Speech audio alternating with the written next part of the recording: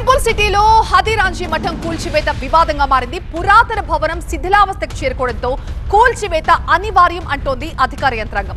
ప్రమాదం పొంచి ఉందని ఐఐటి నిపుణులు ఇచ్చిన నివేదిక భయపెడుతుంటే కూల్చివేతల్ని అడ్డుకుంటున్న వారి వాదన ఇంకొక సమస్యగా మారింది.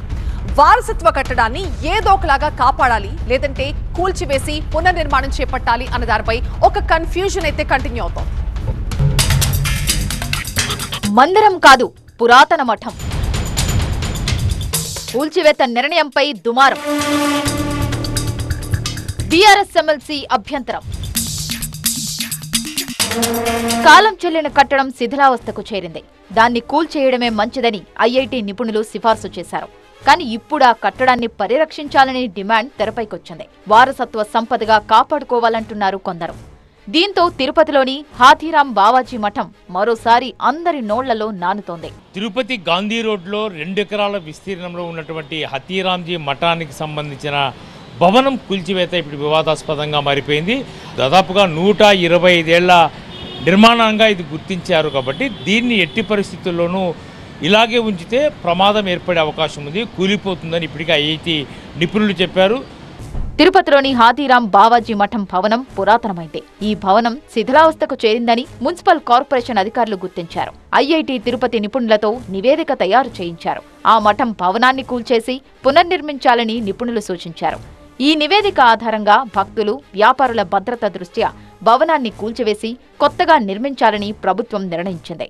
దీనిని మన కలెక్టర్ గారు, ఐఐటి నిపుణులు కూడా వచ్చారు, అన్ని పరిశీలించారు. క్షుణ్ణంగా ఎక్కడికక్కడ ఏమి చేయాలా, దీన్ని ఎలా ఏర్పాటు చేయాలా, దీన్ని రెనోవేషన్ చేస్తే ఇక్కడ ఉపయోగపడే విధంగా ఈ యొక్క ఉందా అనేది కూడా ఆలోచనలోకి చెప్పడం జరిగింది. అవి కూడా పరిశీలిస్తున్నారు కలెక్టర్ గారు.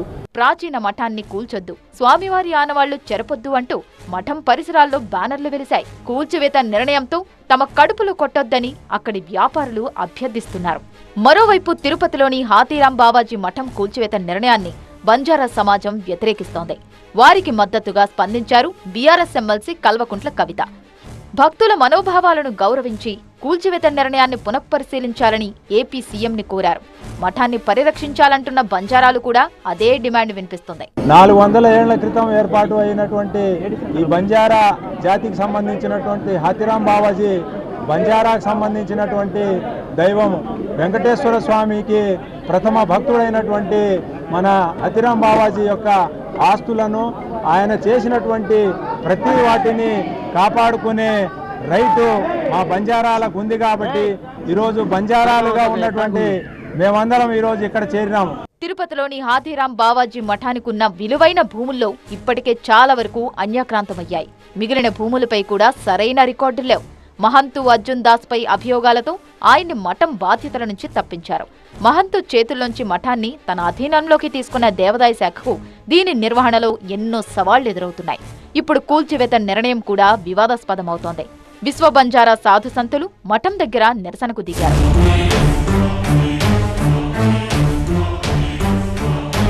హాథీరాం బావాజీ మఠం భూమిని ఇకపై ఒక్క సెంటు కూడా అన్యాక్రాంతం కాకుండా చూస్తామంటోంది అధికార యంత్రాంగం. దుర్ఘటనలేమీ జరగొద్దనే ప్రమాదకరమైన భాగాల కూల్చివేతకు నిర్ణయం తీసుకున్నామంటున్నారు కలెక్టర్. ఏదైతే ఈ షాపులు కొన్ని ఖచ్చితంగా తీసేయవలసి వస్తుందో, ఖచ్చితంగా అవి టెంపరీగా వాళ్ళందరినీ అక్కడ వెకేట్ చేయించే ప్రక్రియ కూడా ఒకసారి ఆలోచన చేయడం జరుగుతుంది. ఐఐటి వాళ్ళు చాలా క్లియర్గా ఇచ్చారండి. మొత్తం బిల్డింగ్ ప్లాన్ కూడా గీసి దాంట్లో ఎక్కడెక్కడైతే డ్యామేజ్ చాలా భారీ స్థాయిలో జరిగింది, దేన్నైతే మనము డిమాలిష్ ఒకవేళ చేయకపోతే ప్రాణ నష్టం కలిగే ఉంటుందని కూడా చాలా రెడ్ మార్క్స్ అన్ని పెట్టి ఇచ్చున్నారు. అది ఎస్పెషల్లీ మనకు నార్త్ వెస్ట్ కార్నరు, సౌత్ కార్నర్లో ఆ బిల్డింగ్స్ ఉన్నాయి. మిగతా మధ్యలో ఉన్నటువంటి దాన్ని ఎటువంటి ఇబ్బంది లేదు. అదంతా కూడా ఇప్పుడు సందర్శించాం, ఎటువంటి ఇబ్బంది లేదు. వాటిని టచ్ చేసే ప్రసక్తే లేదు. శతాబ్దాల చరిత్ర ఉన్న హాథీరాం బావాజీ మఠాన్ని ఇన్నేళ్లు నిర్లక్ష్యం చేశారని బంజారా భక్తులు ఆరోపిస్తున్నారు.